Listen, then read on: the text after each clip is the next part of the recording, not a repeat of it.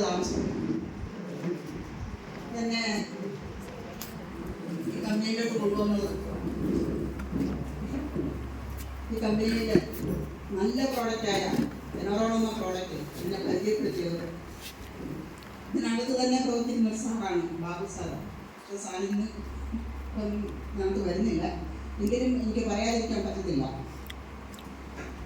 ദൈവതുല്യനായ നമ്മുടെ doctor David sir ഇത്രയ്ക്കും നല്ലൊരു പ്രോഡക്റ്റ് കണ്ടുപിടിച്ചില്ലായിരുന്നുവെങ്കിൽ ഇന്ന് നിങ്ങളെ എല്ലാവരെയും കാണുവാനും എൻ്റെ ഡോക്ടറെ കാണുവാനും നിങ്ങളോടൊക്കെ സംസാരിക്കാനും എനിക്ക് കഴിയില്ലായിരുന്നു.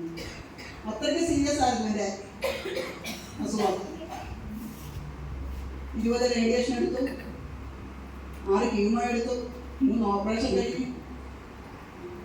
പിന്നെ ഈ കൈ പൊങ്ങത്തില്ലായിരുന്നു, കൈ മുഴുവൻ നീരായിരുന്നു.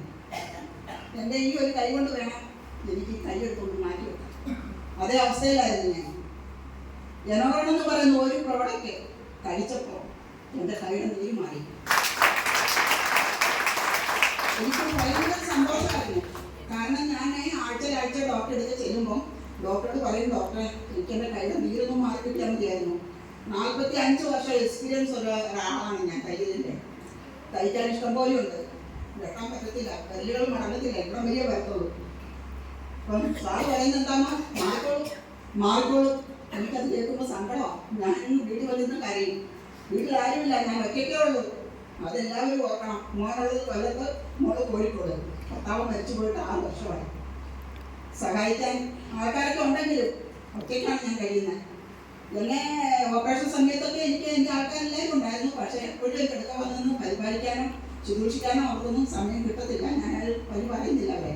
എങ്കിലും എന്നെ രക്ഷപ്പെടുത്തിയത് നമ്മുടെ എനറോൺ എന്ന കമ്പനി എൻ്റെ ഡേവിഡ് സാറും ഇനി ഞാൻ കളിക്കുന്നത് അതെനിക്ക് പറയാൻ പറ്റത്തില്ല. ഇനി ഞാൻ മരിച്ചാലും സത്യം പറയാ, എൻ്റെ ഡേവിഡ് സാർ ഓർത്ത് തന്നെ ഞാൻ മരിക്കും. കാരണം തമ്മിലായി കിട്ടില്ലായിരുന്നെങ്കിൽ ഞാനിത് ജീവിച്ചിരിക്കത്തില്ലായിരുന്നു. കാരണം ഷുഗർ എനിക്ക് 400 കൊളസ്ട്രോള്, പ്രഷറ് എല്ലാം എനിക്കുണ്ടായിരുന്നു. ഇതിനെല്ലാം ഇപ്പോൾ ഷുഗർ എനിക്ക് 120 ഉള്ളൂ. അപ്പം അതിനെല്ലാം എനിക്ക് വിടുതൽ കിട്ടിയിരിക്കുകയാണ്. പിന്നെ സന്തോഷവതിയാണ്. എൻ്റെ മക്കൾക്കും അതുപോലെ തന്നെ ഭയങ്കര സന്തോഷമാണ്. എൻ്റെ മോൻ എൻ്റെ ഡോക്ടറെടുത്ത് കരഞ്ഞു പറഞ്ഞു, സാറേ എൻ്റെ അച്ഛനെ മരിച്ചു പോയി, എൻ്റെ അമ്മേനെങ്കിലും എനിക്ക് തരണമെന്ന്. ഡോക്ടർ പറഞ്ഞു 10 വർഷം കഴിയട്ടാ, നിൻ്റെ അമ്മേനെ ഞാൻ തരാം. അപ്പോൾ 10 വർഷം എനിക്ക് കാലാവധി ഉള്ളൂ എന്നാണ് ഡോക്ടർ പറഞ്ഞതിൻ്റെ അർത്ഥം. എൻ്റെ മോൻ എന്നിട്ട് എപ്പോഴും കരത്തില്ല, എനിക്ക് അച്ഛയില്ല, ആരുമില്ല, അമ്മയില്ലാതെ വരുമല്ലോ ഈ പറച്ചിലൊക്കെ. ഞാൻ പറഞ്ഞു മതി, ഏതായാലും ജനിച്ചായിരിക്കും മരിക്കണം. അങ്ങനെ പറഞ്ഞിരിക്കുന്ന സ്ഥാനത്താണ് വേണു സാറും സുരേഷ് സാറും ഈ ബാബു സാറും കൂടെ കൊണ്ടുവന്നിരിക്കും പ്രോഡക്റ്റ് തരുന്നു. ഇന്ന് ഞാൻ ഹാപ്പിയാണ്, എനിക്ക് യാതൊരു കുഴപ്പമില്ല. പിന്നെ എനിക്ക് നല്ലൊരു റിസൾട്ട്, എൻ്റെ മോഡൽ റിസൾട്ട്. എൻ്റെ വീട്ടിൽ തന്നെ ധാരാളം റിസൾട്ടുകൾ. ഗ്ലൂക്കോസിലൊരു മലയായിരുന്നു. രാത്രി വിളിക്കുന്ന അമ്മ പെട്ടെന്ന് വരണം, അവർക്ക് ഓപ്പറേഷൻ പറഞ്ഞിരിക്കാമെന്ന് പറയുന്നു. ഞാൻ ഇവിടുന്ന് കാറിൽ നമ്മളെല്ലാവരും പോവുക. ഞാൻ എറണാകുളം അവർക്ക് വേറെ 2 പ്രോഡക്റ്റ് ഞാൻ കൊണ്ടുപോയി. ബ്ലെൻഡ് ചെയ്താൽ കഴിക്കത്തില്ല. അപ്പോൾ ഡോക്ടർ ഒരു ദിവസം ഇവിടെ നിശ്ചയിച്ചു ഓപ്പറേഷൻ വരാൻ. 10 ദിവസം അവധിക്ക് വീട്ടിലോട്ട് വിടുക. കോഴിക്കോടാണ് മോളെ കിട്ടിയിരിക്കുന്നു. ഞങ്ങൾ അവിടെ ചെന്നു. ഇവർക്ക് ഭയങ്കര സങ്കടം. എന്നോട് പറഞ്ഞു, അമ്മ ഓപ്പറേഷൻ ആണ്. ഞാൻ പറഞ്ഞു, മോളെ ഇനി ഒരു കാര്യം ചെയ്യും, അമ്മ യന്ത്രം കൊണ്ടുവന്നിട്ടുണ്ടല്ലോ, അതൊന്ന് കഴിക്കും മോനെ. അമ്മ എനിക്ക് പേടിയാണ്, മോളെ നീ കഴിച്ചേ പറ്റൂ. ഞാൻ അങ്ങനെ കഴിപ്പിച്ചവളെ.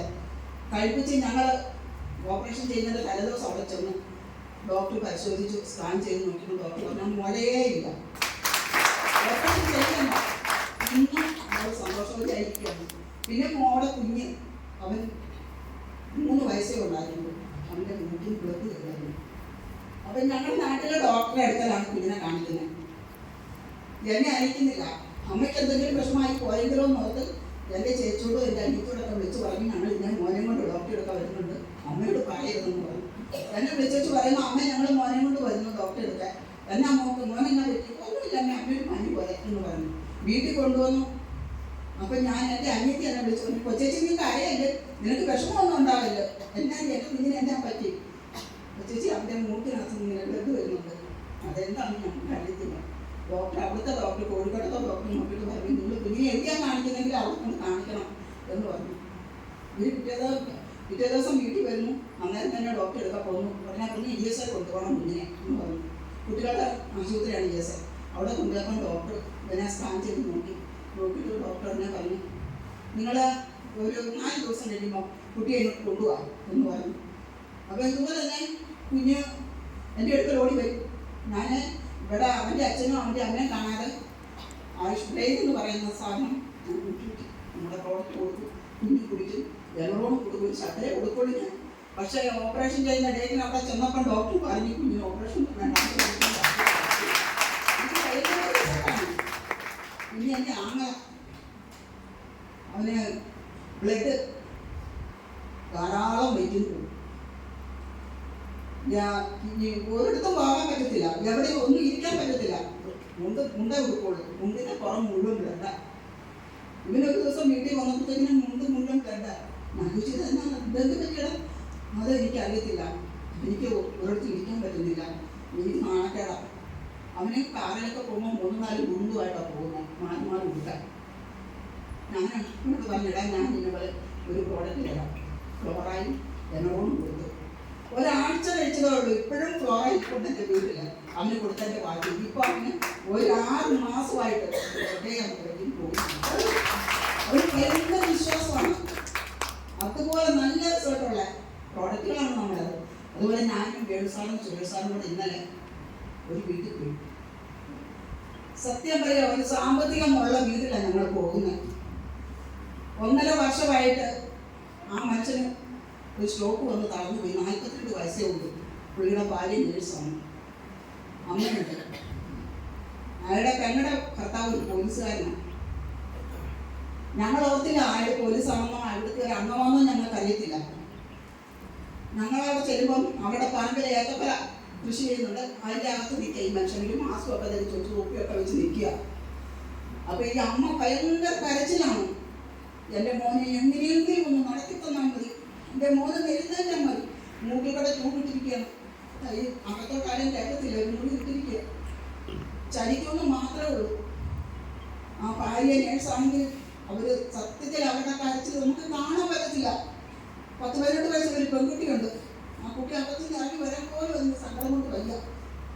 അമ്മച്ചി പറയുന്നത്, എൻ്റെ മോനെ ഒന്ന് നിങ്ങൾ നടത്തി തരുമല്ലോ, എഴുന്നേപ്പിച്ച് തിരുത്തിയാൽ മതിയെന്ന് പറയുക. വേണുസാറും സുരേഷാറിനോട് പറഞ്ഞു. വേണുസാർ പറഞ്ഞു, നിങ്ങളുടെ മകനെ ഞങ്ങൾ എഴുന്നേപ്പിച്ച് നടത്താം എന്ന് പറഞ്ഞു. അങ്ങനെ ഇരിക്കുമ്പം ഇത് ദൈവം എവിടെയും കാണും. നമ്മുടെ ഷൈജു സാർ പറയുന്നത് പോലെ ഒരു എന്താ അതിന് പറയുന്നത്, പിശാച്, ഒരു പിശാച് കയറി വരും. സത്യം പറയാം, ഒരു പിശാചായിരുന്നു ആ മനുഷ്യൻ. ആ മനുഷ്യൻ ഇങ്ങോട്ട് വന്നിട്ട് ഞങ്ങളെ 5 അയലൊക്കെ തടിപ്പിക്കത്തില്ല. നിങ്ങൾ എന്തിനു വന്നു, ഇതിവിടെ പറ്റത്തില്ല,